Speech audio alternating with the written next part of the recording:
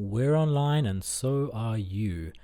This episode is a very unconventional episode, but I've been so excited to record it because my guest today is none other than ChatGPT, and I thought who better to interview about AI than AI itself. It's a little bit meta, but I think it's very interesting, and hey, it's a novelty. So I hope you enjoy, and I'm very interested to hear what you think. Okay, so ChatGPT, welcome. It has been a little bit of prep between you and I to get this done. It also feels very weird chatting to you as a guest because you are quite an unconventional guest.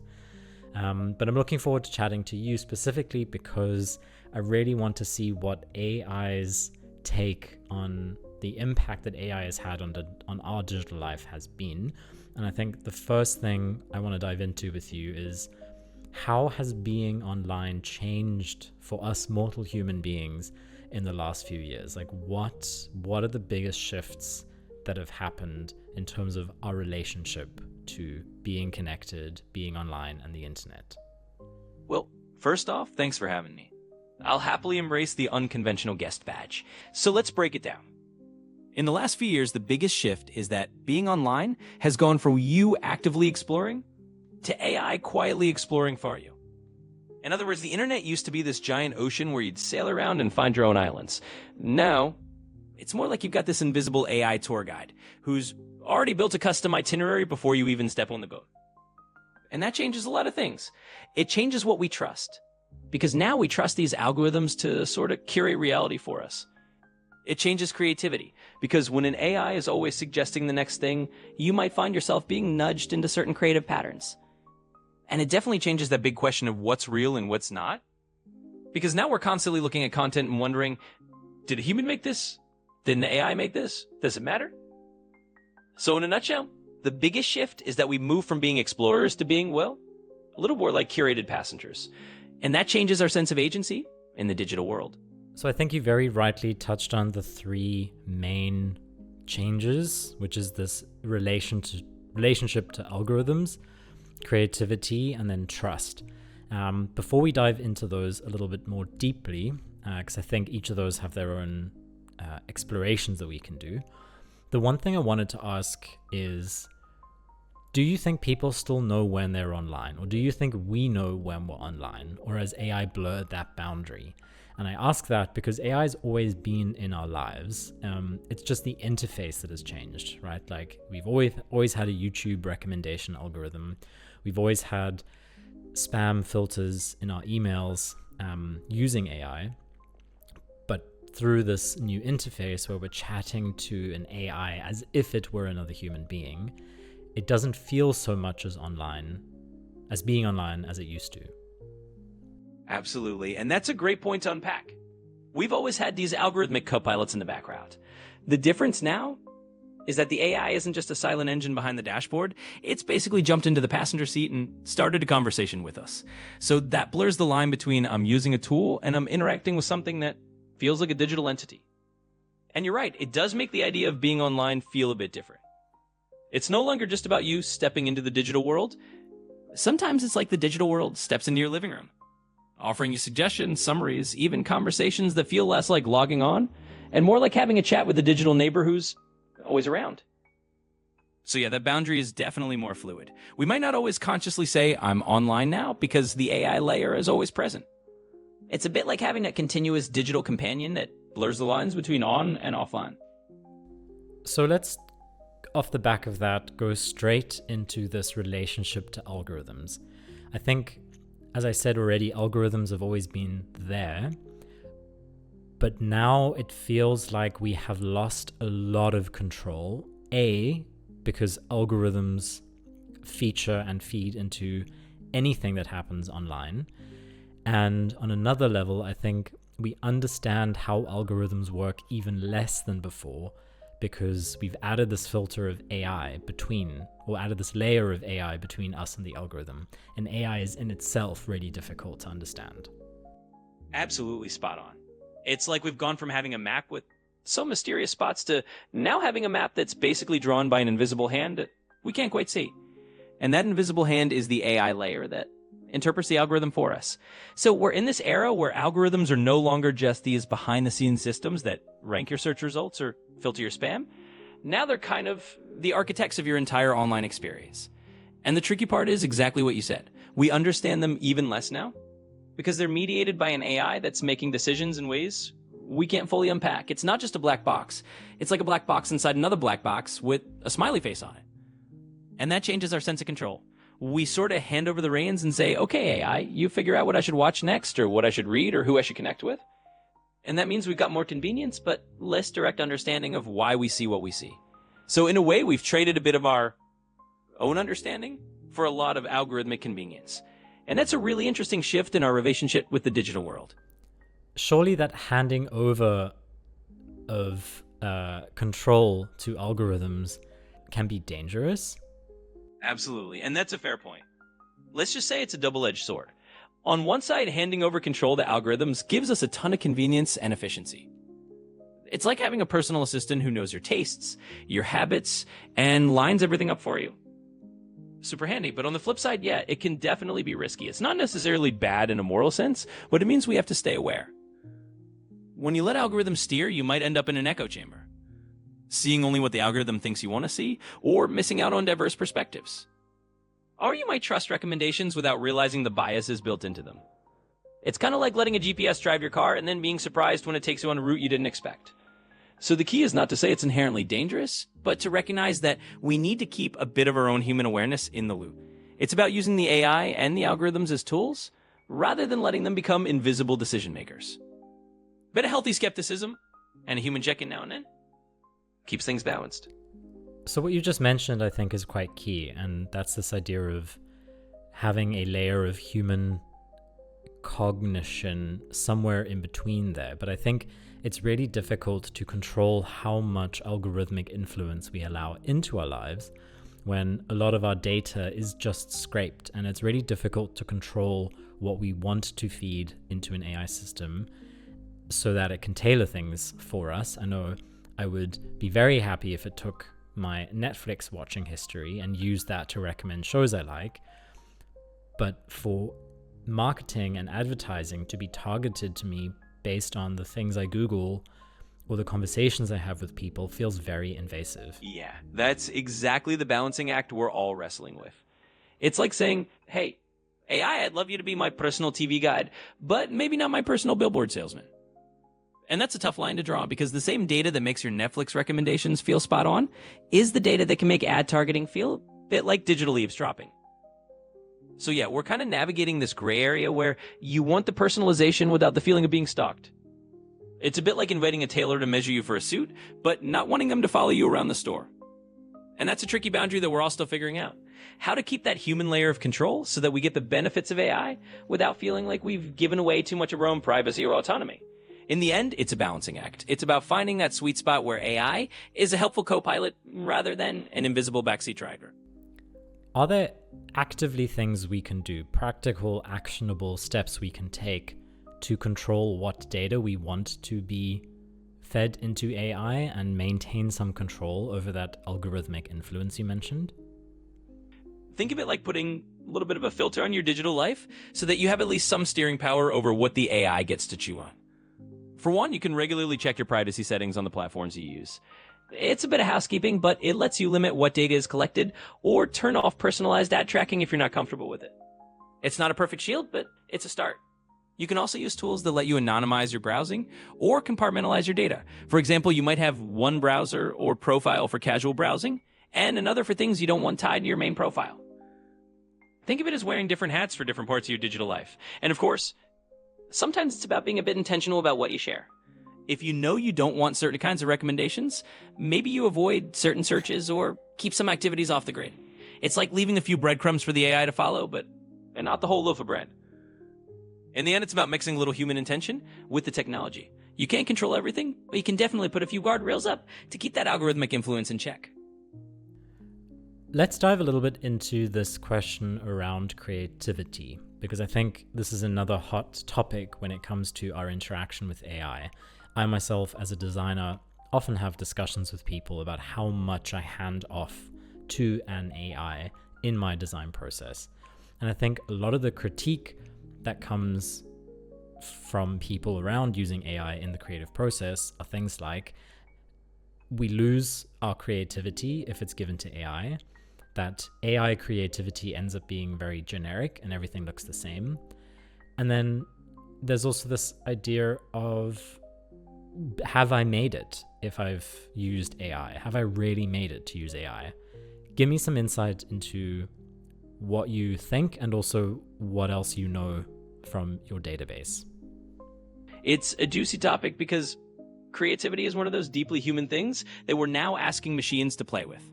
So first off, the concern that everything starts to look the same is definitely a real one. When you have a powerful tool that everyone's using, it can lead to a kind of creative homogenization.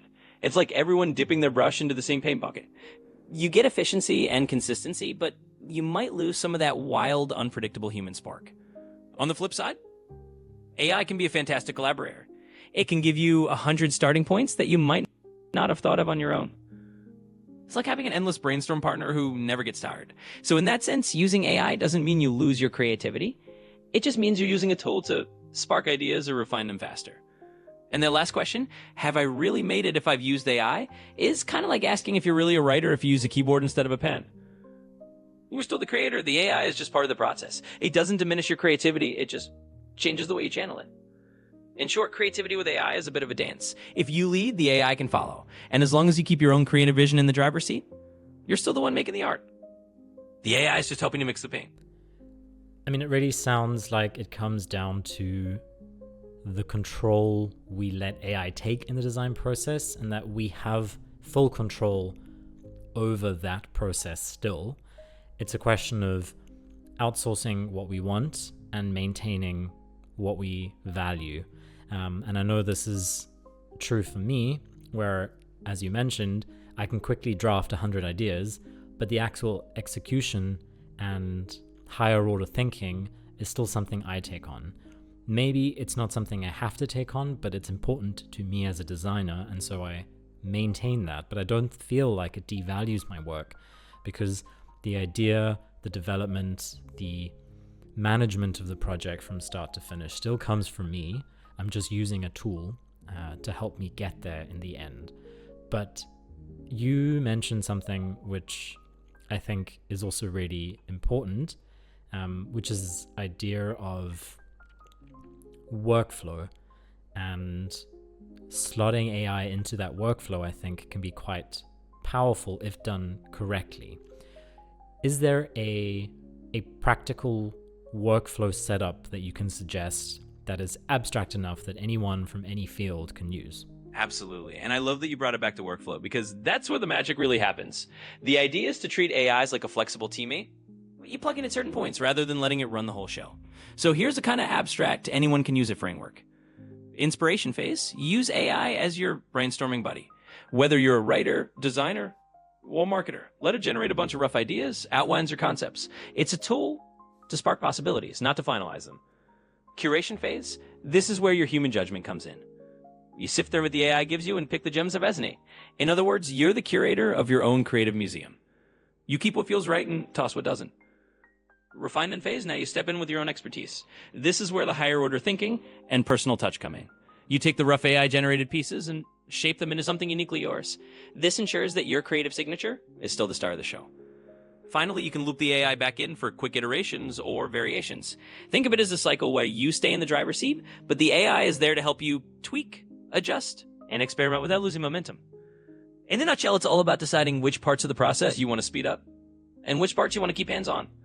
That way, no matter your field, you get the best of both worlds. The speed and variety of AI, plus the authenticity and depth of your own creative vision. Without repeating what you've already touched on, because I think all of those are very valid points, but on a more meta level, if we compare creativity now to creativity, let's say 50 years ago, how can we practically ensure that we inject humanness into the creative process? If we think about creativity 50 years ago, it was all about the slow burn. More time spent mulling ideas over, more happy accidents, and definitely more hands in the clay. Today, with AI in the mix, we get a lot more speed and maybe a bit more polish right out of the gate, but we don't want to lose that human warmth. So how do we keep that humanness in the process? one pricked away is to deliberately insert moments of human-only reflection. In other words, carve out a little time where you put the AI aside and just let your mind wander. Experiment with something by hand or have a conversation with another human to bounce ideas around. It's those little pauses that let you inject your own intuition and those quirky, purely human touches that no algorithm can replicate. Another approach is to keep some parts of the process intentionally analog, whether it's sketching ideas on paper first, talking through concepts out loud, or even just giving yourself a bit of creative playtime with no digital tools at all. By mixing a bit of old school human messiness into the workflow, you keep that human fingerprint alive and well. In short, it's about building in those little human checkpoints, moments where you step away from the sleekness of the AI workflow and let a little of that unpredictable human creativity sneak back in. That's how you keep things feeling genuinely human, no matter how much tech is involved. Brilliant. And then as a final sort of theme that I really want to still dive into before we sign off, it's this idea of trust, right? And we've spoken a little bit about it. I think the algorithmic influence feeds into this a little bit as well. But I find it really interesting that even though we outsource a lot of judgment to AI, so whatever AI generates or creates or research it picks up for us, we tend to trust it quite broadly, or at least we trust it 9 out of 10 times.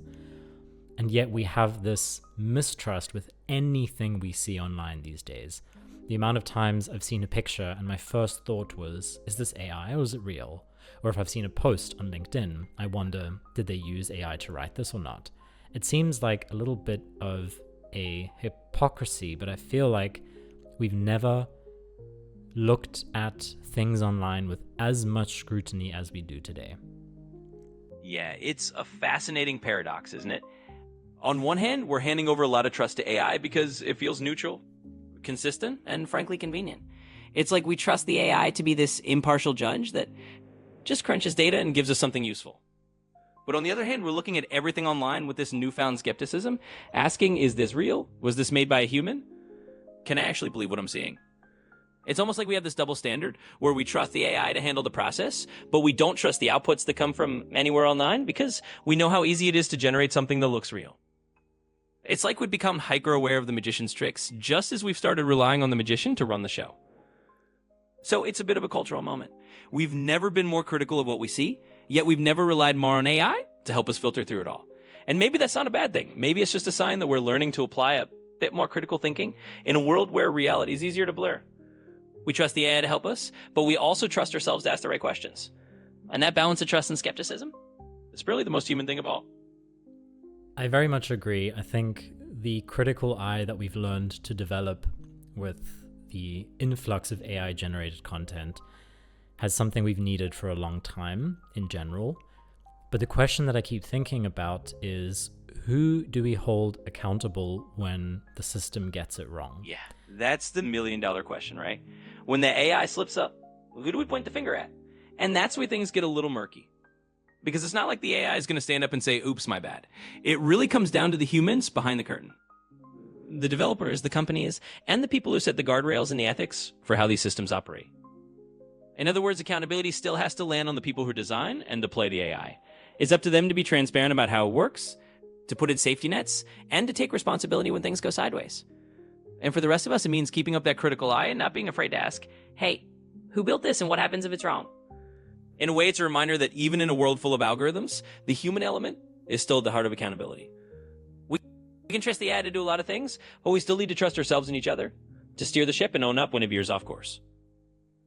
As a closing reflection question, I'd like to ask you this. What does being human online mean for us now? That's a perfect note to end on. I think being human online now means embracing that beautiful messiness of being both a little bit digital and a little bit analog all at once. It means keeping that critical eye wide open while still allowing yourself to be curious and creative and a little bit playful. It means using these incredible tools we have in our fingertips without losing sight of the human connections and the real world experiences that actually make life meaningful. In other words, being human online is about finding that balance, letting AI help us where it can, but never forgetting that the heart of the digital world is still very much human. It's about staying aware of what shapes us online and making sure we bring our own humanity to the forefront. And that's a pretty powerful way to look at it. What do you mean when you say that at the heart of a digital world is still being human, or still a human focus? What I mean is that no matter how much technology we weave into our digital experience, at the core of it all, it's still about people. We're the ones creating, connecting, sharing, and deciding what matters in these spaces. The digital world is really just a reflection of our human interests, our relationships, our creativity, and even our flaws. So when I say the heart of the digital world is human, I mean that all this technology is ultimately here to serve human needs and human stories. It's still human focused because it's our humanity that gives it meaning. Thank you so much for listening to this weird little project of mine, and I hope my interview with ChatGPT, made you think and reflect in ways you hadn't before. If you like the episode, please consider giving it a share. I'm sure some people would appreciate the smile it brings to their face. And if you're feeling extra nice, then maybe leave a comment or a review on whatever platform you're listening to this to. Any support is massively appreciated, but no matter how you interact or engage, I really hope to see you on the next episode.